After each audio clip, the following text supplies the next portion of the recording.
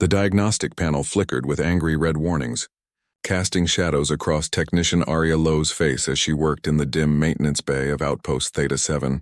Her hands moved with practiced precision, rewiring the damaged life support conduit that kept the entire research station breathing. Around her, the metallic walls hummed with the ambient noise of a structure clinging to existence on a hostile alien world. She had been alone on this assignment for 3 months now, ever since the Valeth research team had rotated back to their homeworld.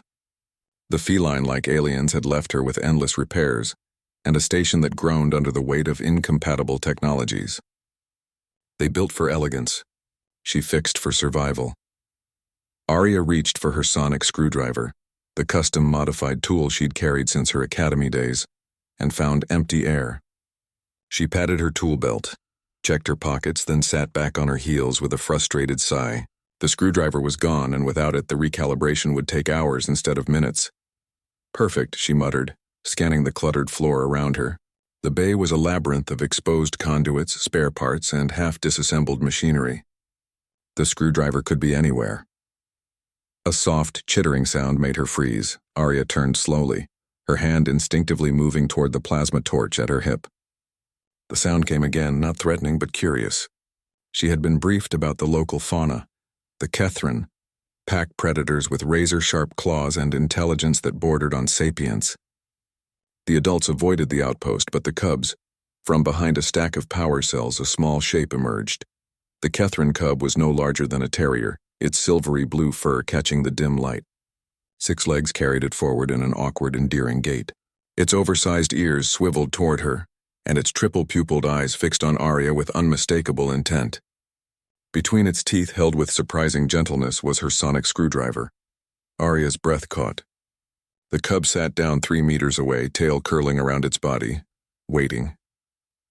"Hey there, little one," Aria said softly, keeping her voice low and calm. She'd read the xenobiology reports. Kethrin cubs were curious, mimicking behaviors they observed.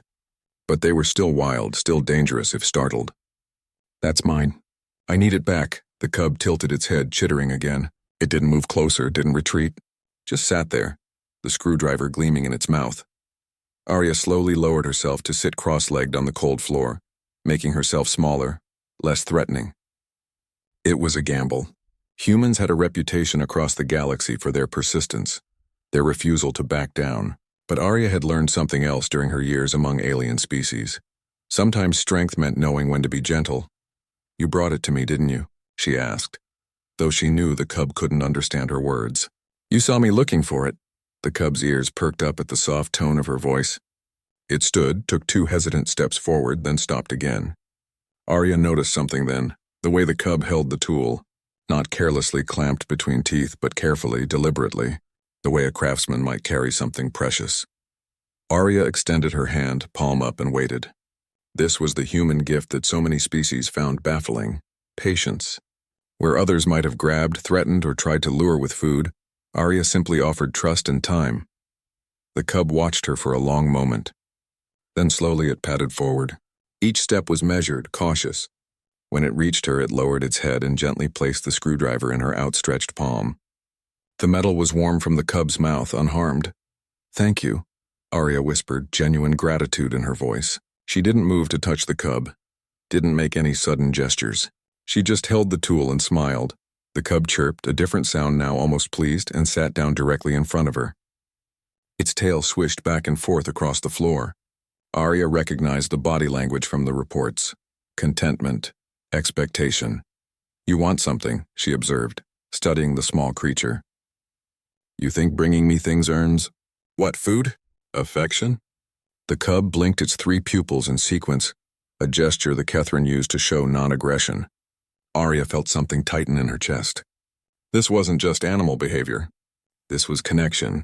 The cub had watched her, learned her routines, understood that the tool mattered, and it had helped. Slowly, moving with deliberate care, Aria reached into her jacket pocket and pulled out a nutrient bar. She broke off a small piece and held it out.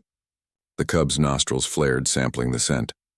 Then, with surprising delicacy, it took the offering from her fingers and ate it, purring, a sound that vibrated through the deck plates. Over the following hour, Arya completed her repairs with the cub, watching from a respectful distance. She talked to it as she worked, explaining what she was doing, even though it couldn't possibly understand. But the cub seemed to appreciate the sound of her voice, the inclusion. When she finished and gathered her tools, the cub stood, watching her with those intelligent eyes. Arya knelt down one more time, meeting its gaze. "You can come back," she said softly. "I'll be here."